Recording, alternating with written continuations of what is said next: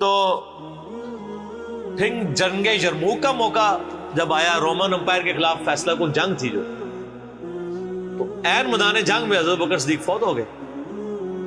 حضرت عمر نے پہلا ڈیسیژن یہ کیا کہ خالد بن ولید کو آرمی چیف کے عہدے سے معزول. ہائے ہائے سر، بالکل آپ آخری اوور چل رہے ہو اور آپ کا جو پلیئر سینچری پہ سینچری مارو، آپ اس کو کہیں اس کو واپس آ جاؤ اور ایک نیا پلیئر بھیج دیں. جو کریز پہ سیٹ تھا اس کو آپ واپس بلا لو.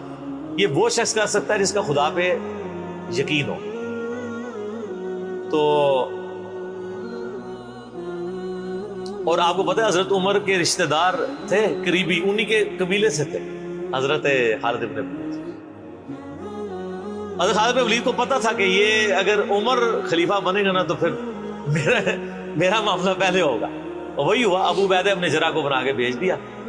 لوگوں میں بڑی چیمہ گوئیاں شروع ہوئی کہ لو جی سب سے بڑی آرمی کے خلاف جنگ ہو رہی ہے، سب سے بڑی سپر پاور، اور عین میدان جنگ میں یہ ڈیسیژن کر دیا ہے، اگر مسلمان ہار گئے پھر کیا ہوگا، یہ وہ اللہ نے فتح دے دی. فتح ہوئی تو اب جب لوگ آ کے مبارک باتیں پیش کر رہے ہیں، پھر حضرت عمر نے آ کے مسجد نبی میں خطبہ دیا. انہوں نے کہا خدا کے لیے میں تم سے یہی تو چیز ختم کرنا چاہتا تھا کہ یہ فتوحات خالد کی وجہ سے نہیں ہو رہی، رب خالد کی وجہ سے ہو رہی ہے. کل کو خالد نہیں رہے گا تو تم کیا سمجھو گے کہ اسلام ختم ہو جائے گا؟ اسلام نے تو آگے چلنا ہے. ٹھیک ہے. پھر انہوں نے کہا میری دوسری حکمت یہ تھی کہ مجھے پتا ہے کہ اب یہ رومن امپائر مسلمانوں کے پاس آ جائے گی، بیت المقدس بھی فتح ہو گیا پھر بعد میں. تو خالد بن ولید جو ہے یہ جنگ کی فیلڈ کا ماسٹر ہے، اور جب کوئی علاقہ فتح ہو جاتا ہے پھر کسی جنگجو کی وہاں گورنر لگانے کی ضرورت نہیں ہوتی، بلکہ کسی ایسے شخص کو گورنر لگانے کی ضرورت ہوتی ہے جو ہیومن انسٹنکٹ سے واقف ہو، جس کو ہیومن مینجمنٹ آتی ہو. تو خالد تو ہمیشہ تلوار کے ساتھ ہی کھیلا ہے، اس کو ہیومن مینجمنٹ نہیں آتی. تو میں نے اس شخص کا انتخاب کیا ہے جس کو سب سے زیادہ رسول اللہ صلی اللہ علیہ وسلم کی صحبت کا شرف حاصل ہے. اور بخاری مسلم میں حدیث ہے کہ نبی علیہ السلام نے فرمایا کہ ہر نبی کے ساتھ ایک امین ہوتا ہے، اور میرا امین جو ہے وہ ابو عبیدہ ابن جراح ہے. ان کو پھر یعنی یرموک میں حضرت عمر نے یعنی آرمی چیف لگایا اور فتح ہوئی. اس کے بعد بیت المقدس بھی فتح ہو گیا، کیونکہ ابو عبیدہ جو ہے وہ شروع کے مسلمانوں میں سے، مکی دور کے. اب بعد میں لوگوں کو اسلام سکھانا تھا تو ایسے بندے کی ضرورت تھی. تو پھر حضرت عمر آپ کو پتا نا دورے پہ بھی گئے تھے بیت المقدس کی چابیاں لینے کے لیے. تو وہاں پہ کئی واقعات ہیں، ان میں سے ایک جو واقعہ ابو عبیدہ کا جو کہ ذکر ہوا ہے، تو اس کے بعد حضرت عمر ابو عبیدہ کو کہتے ہیں مجھے اپنے اب آپ آفس میں لے چلو.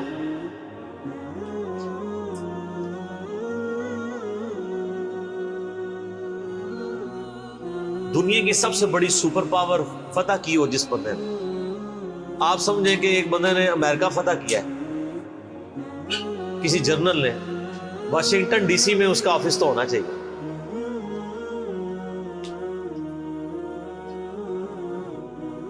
حضرت عمر رضی اللہ تعالیٰ عنہ کو ابو عبیدہ جب اپنے یعنی آفس میں لے کے گئے تو آفس کیا تھا، اسی قلعے کا ایک پرانا سا کمرہ جس کے ایک کونے کے اوپر مصلی بچھا ہوا ہے، ایک وضو کی جگہ ہے، لوٹا پڑا ہوا ہے. یہ کل کائنات ہے. اس آفس کی جو سب سے بڑی سپر پاور کو جس بندے نے گرایا ابو عبیدہ ابن جراح نے. حضرت عمر رضی اللہ تعالیٰ عنہ کی آنکھوں میں آنسو آ گئے. انہوں نے فرمایا کہ دنیا نے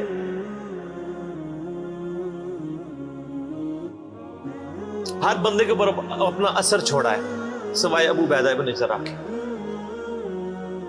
دنیا سے شکست نہیں دے سکی. دنیا سے مراد دنیا کی محبت. ہر بندے نے اپنا حصہ لے لیا. اس لیے آپ کو پتا ہے نا کہ حضرت عمر اپنے دور خلافت میں ابو عبیدہ ابن جراح کو بار بار خط لکھتے رہے کہ آپ ادھر آ جائیں، کیونکہ حضرت عمر چاہتے تھے کہ میں اپنے والد کو خلیفہ نامزد کروں، اس لیے کہ وہ امین الامت ہے. لیکن وہ پھر حضرت عمر کے دور میں طاعون کے مرض میں وبا جو پھیلی تھی شام میں، اس میں وہ پھر شہید ہو گئے، اور وہی ان کا پھر وہ قبر بن گئی. سر میرا سوال ہے کہ طاعون کا مرض آپ کو پتا ہے کہ کیا تھا؟ جسم پہ پورے پھوڑے نکلتے تھے کینسر کے. تو کیا حضرت ابو عبیدہ نے ذرا ناکام کیے ہیں دنیا سے؟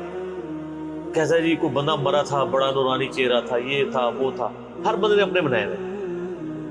ایک بندہ پھوڑوں کی تکلیف سے مرا ہے، بخاری مسلم کی حدیث ہے، جو طاعون کے مرض میں مرا وہ شہید ہے.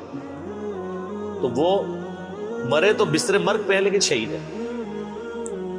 اور دوسری طرف خالد بن ولید آپ دیکھ لیں، سینکڑوں جنگوں میں حصہ لیا انہوں نے، کسی ایک جنگ میں شکست نہیں کھائی، حتیٰ کہ جو کافروں کی طرف سے بھی غزوہ احد لڑی ہے اس میں بھی ان کو شکست نہیں ہوئی.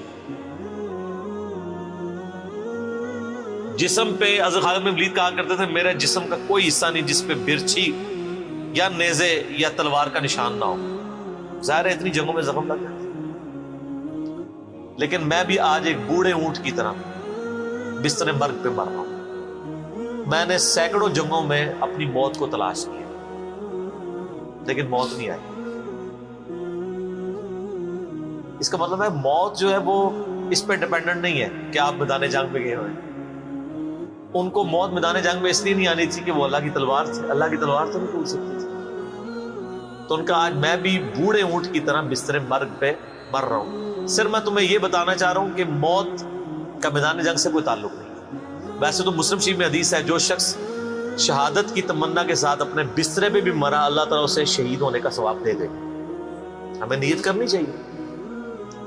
یہ حضرت خالد بن ولید کے شعر ہیں کہ میں بھی اگر موت میدان جنگ میں آتی تو مجھے آتی جس نے سینکڑوں مار کے لڑے ہیں. اور سر پیچھے بیٹھ کے نہیں آج کل کے جرنیلوں کی طرح، فرنٹ سے لیڈ کر.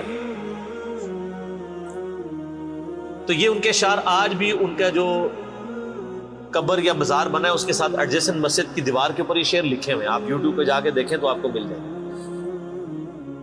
فرنٹ سے لیڈ کر کے پوری زندگی لڑے.